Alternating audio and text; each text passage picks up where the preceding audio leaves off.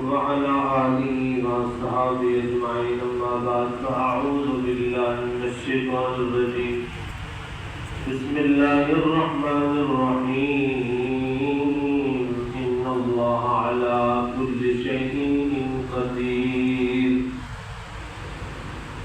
إن الله وملائكته يصلون على النبي يا أيها الذين آمنوا صلوا عليه وسلموا تسليما اللهم صل على سيدنا ومولانا محمد وعلى آل سيدنا ومولانا محمد وبارك وسلم والصلاة والسلام عليك يا رسول الله وعلى آلك وأصحابك يا نور الله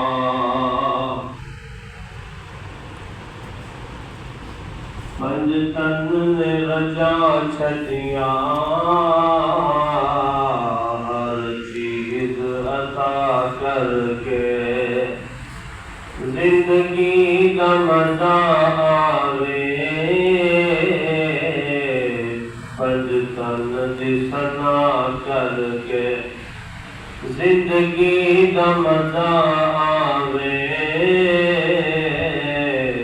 پنج تن دی ثنا کر کے پنج تن دی غلامی وچ جیواں تے مراں مولا پنج تن دی غلامی وچ جیواں تے مراں مولا ہر روز میں سو جانا کی ہو یارو دعا کر کے ہر روز میں سو جانا کی ہو یارو دعا کر کے بن پوچھیاں فرشتے بھی دروازہ نہیں لنگتے بن پوچھیاں فرشتے بھی دروازہ نہیں لنگتے حسنین دی امی تے پردے دا حیا کر کے حسنین دی امی تے پردے دا حیا کر کے دوستان عزیز وقار بزرگان دین نوجوانان اسلام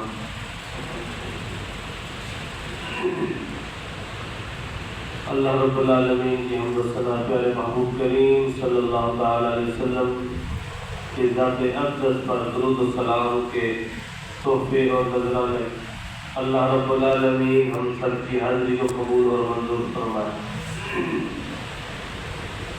ایک امیر کبیر شخص ہے، دولت مند ہے، سرمایہ کار ہے، بہت بڑا بزنس مین ہے، بہت بڑا کاروباری ہے۔ شام کو گھر واپس لوٹتا ہے، فریش ہوتا ہے، کھانا کھاتا ہے، اپنے بچوں میں رہتا ہے، رات ہو جاتی ہے،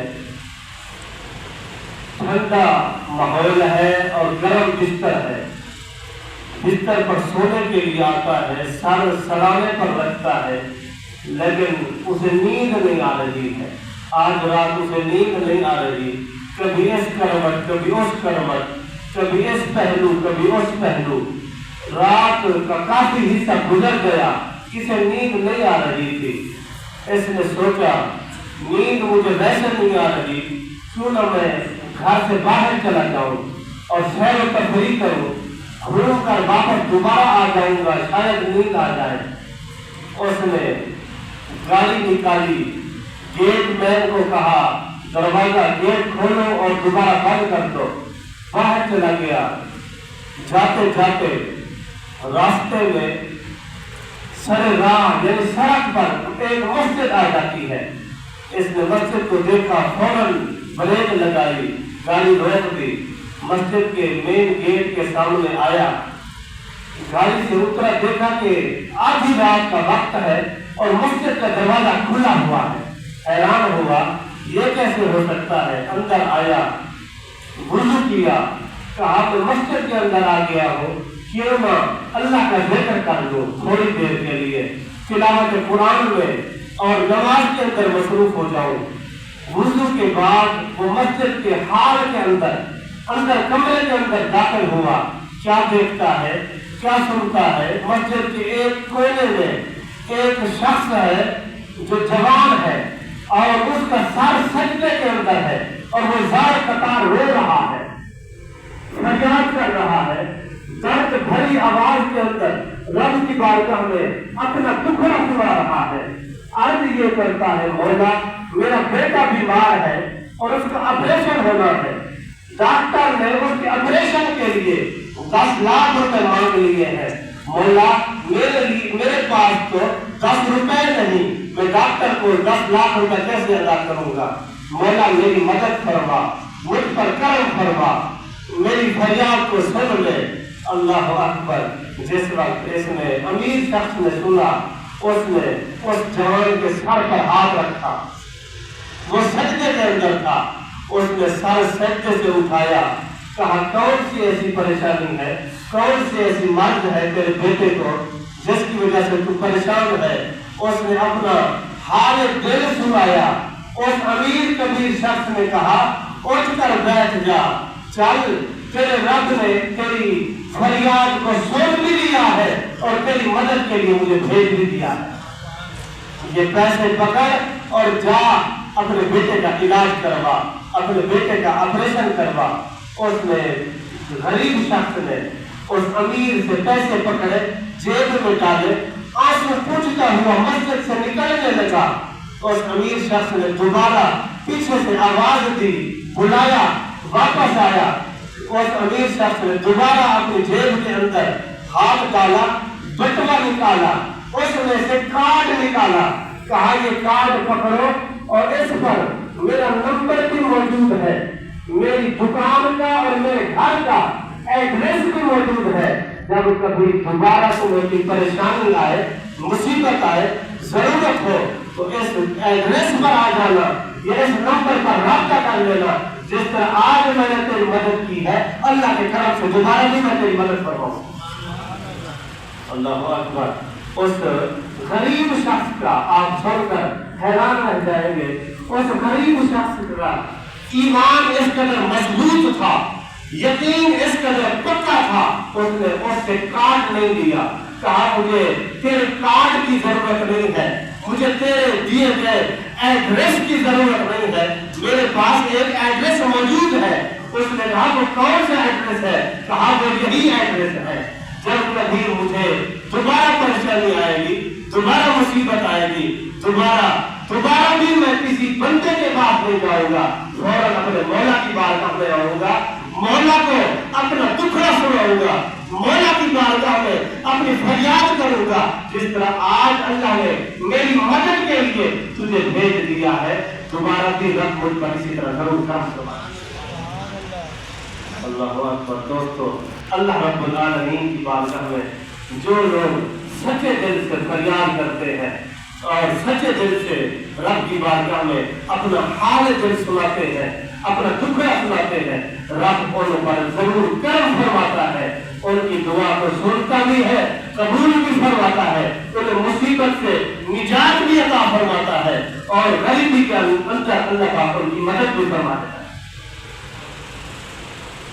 اسی طرح ایک اور واقعہ ہے، ایک ڈاکٹر تھا، اس نے پوری زندگی لوگوں کا علاج کیا، جس طرح ہمارے علاقے میں ڈاکٹر ہیں، علاج کرتے کرتے بوڑھے ہو جاتے ہیں، اپنی آخری عمر کو پہنچ جاتے ہیں۔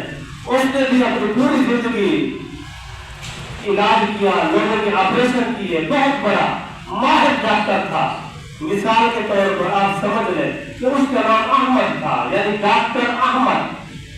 جب اس ملک کی حکومت کو پتہ چلا کہ ہمارے ملک کے اندر ایک ماہر ڈاکٹر موجود ہے جس نے پوری زندگی لوگوں کا علاج کیا اور صحیح علاج کیا، اور اس کے ہاتھ سے اللہ پاک نے کئی لوگوں کو شفا بھی دی ہے، کیوں نہ ہم اس کے لیے اپنے دارالحکومت کے اندر ایک تقریب سجائیں اور اس کے اندر اسے بلا کر اسے ایوارڈ دے، اسے گولڈ میڈل دے، اعزاز کے طور پر اس کے سر پر صحرا سجائے، تاکہ پتہ چلے کہ یہ بندہ اپنی فیلڈ کے اندر ماہر ہے اور حکومت نے اسے یہ ایوارڈ دیا ہے۔ حکومت نے اس کے پاس لیٹر بھیج دیا، فلاں تاریخ کو فلاں دن کو ہم نے تیرے لیے اپنے دارالحکومت کے اندر ایک تقریب سجائی ہے، لہذا تمہارا اس میں پہنچنا ضروری ہے، ہم تمہیں گولڈ میڈل دینا چاہتے ہیں، ایوارڈ دینا چاہتے ہیں، تمہیں اعزاز دینا چاہتے ہیں۔ وہ ڈاکٹر بھی بہت بڑا امیر کبیر ڈاکٹر تھا، وہ جب وہاں جانے کا ارادہ کرتا ہے تو وہ بائی روڈ نہیں جاتا روڈ کے ذریعے، بلکہ وہ جہاز کے ذریعے جانا چاہتا ہے۔ اس نے سیٹ بک کرائی، جہاز کے اندر بیٹھا، جہاز پرواز ہوا، اڑا، جہاز ابھی تھوڑا اڑا ہی تھا تو اس کے اندر کوئی خرابی ہو گئی، جہاز کے عملے نے اس جہاز کو قریب ایک چھوٹے سے ایئرپورٹ پر اتار دیا تاکہ اس کی خرابی کو دور کیا جائے۔ جس وقت کافی دیر گزر گئی اور ڈاکٹر احمد نے کہا جہاز کے عملے سے کہ جہاز کے ٹھیک ہونے میں کتنی دیر لگ جائے گی، میرے لیے تقریب سجائی گئی ہے، اس تقریب کے اندر میرا پہنچنا آج حد ضروری ہے۔ اللہ اکبر۔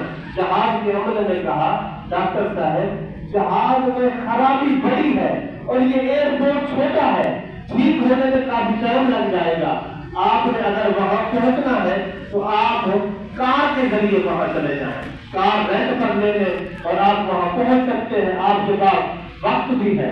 اللہ اکبر۔ وہ ڈاکٹر جو تھا ایئرپورٹ سے باہر آیا، اس نے کار رینٹ پر لی اور وہ بائی روڈ جو ہے وہ جانے لگا، سفر کر رہا ہے۔ دوران سفر ابھی اس نے آدھا سفر ہی کیا تھا کہ بارش شروع ہو گئی، تیز بارش، تیز آندھی، طوفان آ گیا، اندھیرا چھا گیا اور وہ ڈاکٹر جو تھا وہ راستہ بھول گیا، ہائی وے سے اتر کر وہ کسی چھوٹی سڑک پر چل پڑا، چلتے چلتے جاتے جاتے وہ کسی گاؤں کے اندر جا پہنچا، کسی بستی کے اندر داخل ہو گیا۔ رات بھی ہو چکی تھی، سفر بھی کافی کر چکا تھا، تھک بھی چکا تھا اور اسے بھوک بھی لگ گئی تھی۔ اس نے دیکھا کہ گاؤں ہے اور گاؤں کا ایک چھوٹا سا گھر ہے، اس میں ایک بلب جل رہا ہے۔ اس نے جا کر اس گھر کے سامنے اپنی کار روک دی، دستک دی، اندر سے بوڑھی ماں نکلی۔ اس ڈاکٹر نے کہا ماں جی میں مسافر ہوں، راستہ بھول گیا ہوں، رات ہو گئی ہے اور میں بھوکا بھی ہوں، مجھے رات بھی گزارنی ہے اور میں نے کھانا بھی کھانا ہے۔ بوڑھی ماں نے اس کے لیے دروازہ کھول دیا، اندر لے آئی، بستر بچھا دیا، کھانا کھلایا۔ کھانا کھا کر ڈاکٹر جس وقت کھانے سے فارغ ہوا، آپ غور سے سنیں اور بڑا مزہ آئے گا آپ کو، جس وقت فارغ ہوا ڈاکٹر نے محسوس کیا کہ اسی گھر کے اندر دوسرے کمرے میں کسی کے رونے کی آواز آ رہی ہے۔ ڈاکٹر فوراً اٹھ کر اس کمرے کے اندر چلا گیا، کیا دیکھتا ہے ایک جوان ہے جو بیماری کے بستر پر پڑا ہوا ہے اور درد کی وجہ سے رو رہا ہے، دھاڑے مار مار کر رو رہا ہے۔ ڈاکٹر نے بوڑھی ماں سے پوچھا ماں یہ کون ہے؟ بوڑھی ماں نے کہا بیٹا یہ میرا بیٹا ہے، یہ بیمار ہے۔ کہا ماں اس کا علاج نہیں کراتی ہو؟ کہا بیٹا اس کا بہت علاج کرایا ہے، اس علاقے کے چھوٹے بڑے ڈاکٹروں سے اس کی دوائی لی ہے لیکن اسے آرام نہیں آیا اور ڈاکٹروں نے مجھے بتایا ہے اس تیرے بیٹے کا علاج جو کر سکتا ہے وہ ایک ڈاکٹر ہے جس کا نام احمد ہے، وہی تیرے اس بیٹے کا علاج کر سکتا ہے۔ بیٹا میرے پاس اس کے پاس جانے کے پیسے نہیں، وہ ڈاکٹر بہت دور رہتا ہے، میرے پاس وہاں پہنچنے کے پیسے بھی نہیں اور علاج کرانے کے پیسے بھی نہیں ہے، لیکن میں اللہ کی بارگاہ میں امید کرتی ہوں، دعا کرتی ہوں ہر صبح شام رات دن مولا مجھ پہ کرم فرما، میرے لیے اسباب پیدا فرما، میرے لیے وسائل پیدا فرما، میں اپنے بیٹے کو ڈاکٹر احمد کے پاس لے جاؤں تاکہ میرے بیٹے کا علاج ہو جائے۔ اللہ اکبر۔ ڈاکٹر احمد نے کہا ماں تجھے مبارک ہو، اللہ نے تیری دعا کو سن بھی لیا ہے، تیری دعا کو قبول بھی کر لیا ہے۔ جس ڈاکٹر کے پاس जाने के लिए तेरे पास पैसे नहीं थे, अल्लाह पाक ने उस डॉक्टर को तेरे पास भेज दिया है। मैं डॉक्टर अहमद हूँ, अल्लाह पाक ने मुझे तेरे पास भेजा है। जहाज का खराब होना और कार पर जाना और बारिश का आ जाना, तूफान का आ जाना, रास्ते का भूल जाना और उस गांव के अंदर पहुंच जाना और उस बूढ़ी माँ के दरवाजे पर जाकर दस्तक देना, ये अल्लाह की कुदरत के कारनामे नहीं है तो और क्या है। अल्लाह की बारगाह में सच्चे दिल से फरियाद करके तो देखो, सच्चे दिल से दुआ मांग के तो देखो, अल्लाह रब्बुल आलमीन तुम्हारी दुआओं को सुनता भी है, तुम्हारी दुआओं को कबूल फरमाकर तुम्हें मुसीबतों से निजात भी अता फरमाता है।